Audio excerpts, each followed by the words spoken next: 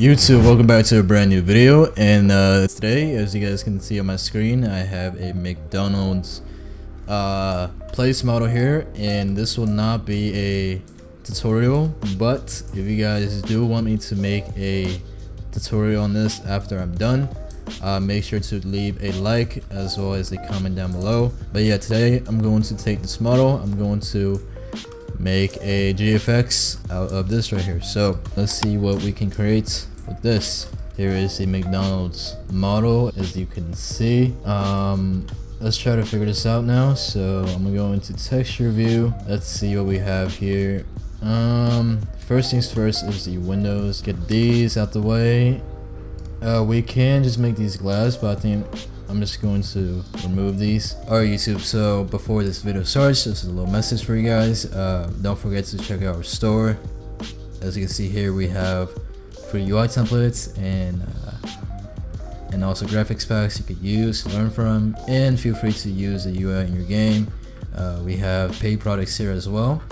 We don't have too many products right now. In the future, the plan is to have hundreds and even thousands of products you could purchase and shop from, and that also means a ton more free stuff. If you could do us a favor, just check out our store right now.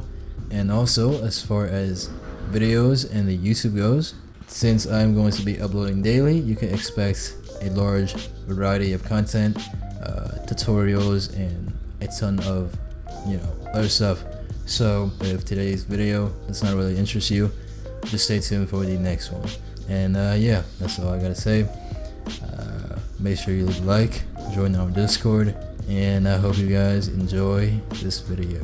I don't know, I just don't like them. Alright, I'm just gonna add an extra eye, add some shadows right there. Let's make the extra eye invisible. Okay, so we have this so far, which is not bad, as you can see. Let's make the trash can here metallic.